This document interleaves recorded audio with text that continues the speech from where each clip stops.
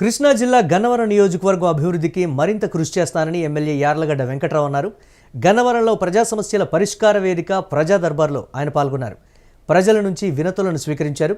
సమస్యలను వీలైనంత త్వరగా పరిష్కరిస్తారని హామీ ఇచ్చారు. ఇక పార్టీలకు అతీతంగా గన్నవరంలో అభివృద్ధి కార్యక్రమాలు చేపట్టాలని యార్లగడ్డ అన్నారు. విజయవాడ శివారులో ఉన్న గ్రామాలకు కృష్ణానది నుంచి తాగునీటిని అందించేలా అధికారులు చొరవ చూపాలన్నారు. సామాన్య ప్రజల సమస్యల పరిష్కారానికి ప్రజా దర్బార్ నిర్వహిస్తున్నట్లు చెప్పారు. పి నైనవరం గ్రామ పరిధిలో 10 ఎకరాల ప్రభుత్వ భూమిని కృష్ణా యూనివర్సిటీ పీజీ సెంటర్కు ఏర్పాటుకు కేటాయించాలని యార్లగడ్డ వెంకట్రావు కోరారు. మీడియా మిత్రులు నమస్కారం. ఈరోజు లోన గ్రామంలో రెండోసారి గతంలో ఎన్కేపాడులో ప్రీవియస్ పెడితే కేవలం 54 అప్లికేషన్లు వచ్చిన పరిస్థితి.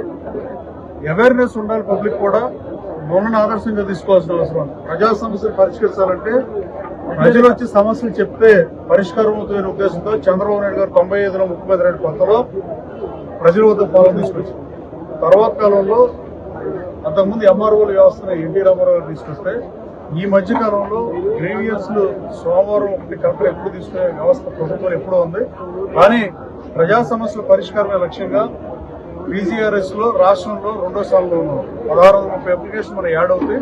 ఫస్ట్ స్థానంలో ఆచరణ జరుగుతుంది. మొన్న వరకు ఆచరణ ఎక్కడ 23 ప్లేస్లో ఉంది. వాళ్ళు బాగా పనిచేస్తారు. గన్నవరం అధికారులు కూడా మనస్ఫూర్తిగా అభినందిస్తున్నారు. రాష్ట్రం రెండో స్థానంలో ఉండడానికి సమస్యను పరిష్కరించారు. అలాగే ఈ రోజు కలెక్టర్ ధన్యవాదాలు తెలియజేస్తూ కలెక్టర్ కూడా రిక్వెస్ట్ చెప్పా. కలెక్టర్ దగ్గర పంపించా. కృష్ణా యూనివర్సిటీ మచిలీపట్నం కేంద్రంగా ఏదైతే కృష్ణా యూనివర్సిటీ ఉందో ఈ నియోజకవర్గంలో భూములన్నీ అన్యాక్రాంతమైన పంది కుక్కల్లో తిన్నారు. ఎవడడిగినా నాకు తెలియదు అంటారు. ఏ పార్టీ వాళ్ళు మాట్లాడేట ఉన్న పరిస్థితి. ఈ వాళ్ళని అడిగితే డేటా ఇవ్వని పరిస్థితి.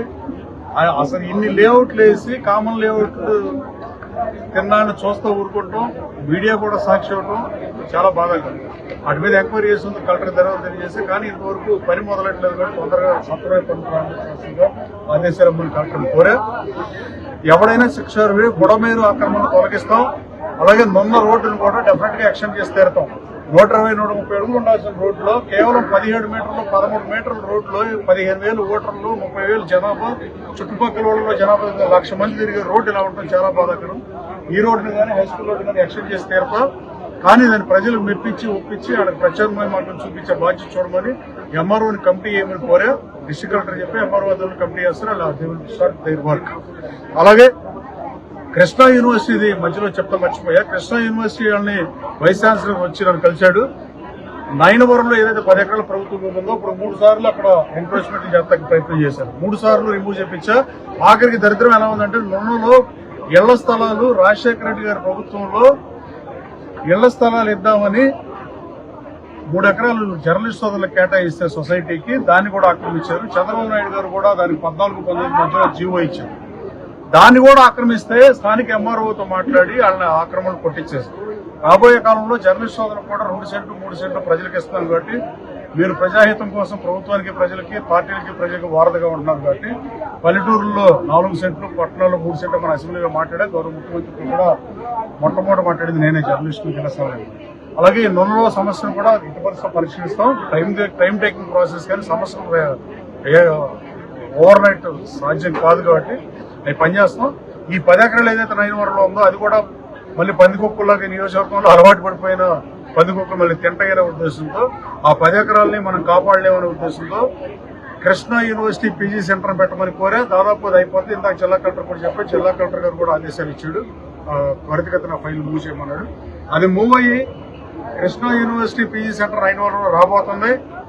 ఒక సంవత్సరం తర్వాత 2 సంవత్సరాల తర్వాత నా టెన్యూర్లోనే ఈ శాసనసభ సభ్యత్వం ఉన్న టైంలోనే ఈ టెన్యూర్లో 80% దాన్ని కృష్ణా యూనివర్సిటీని కూడా తీసుకొస్తా ప్రయత్నం చేస్తాం. ఫస్ట్ పీజీ సెంటర్ పెట్టమని కోరా. ఫేసిబిలిటీ బాగుంటుంది. మాకు బాగుంటుంది, మీకు బాగుంటుంది. జిల్లాలు విడిపోయినాయి కాబట్టి అశాస్త్రీయంగా జరిగినా విభజనకు గురైన జిల్లాల్లో ఎన్టీఆర్ జిల్లాలో కృష్ణా యూనివర్సిటీ పెట్టాల్సిన అవసరం ఉంది కాబట్టి మా నియోజకవర్గంలో పెట్టమని కోరా. దాదాపు తీసుకొస్తాం. పీజీ సెంటర్ అయితే డెఫినెట్ 10 ఎకరాలు అయితే వాళ్ళకి కేటాయిస్తున్నాం.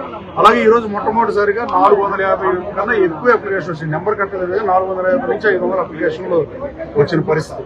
వీటన్నిటి మీద ఏటీఆర్ రిపోర్ట్ ఇవ్వాల్సిందే. ఫస్ట్ ఆడిట్ చేసిన ఎమ్మెల్యేలు కూడా నేనే. ఎమ్మెల్యేలకు లాగిన్ ఇవ్వకముందే నేను పీజీఆర్ఎస్ పెట్టా. గన్నవరంలో ఎస్ఎంసీ కన్వెన్షన్ సెంటర్ 1630 అర్జీలను పరిష్కరించాం.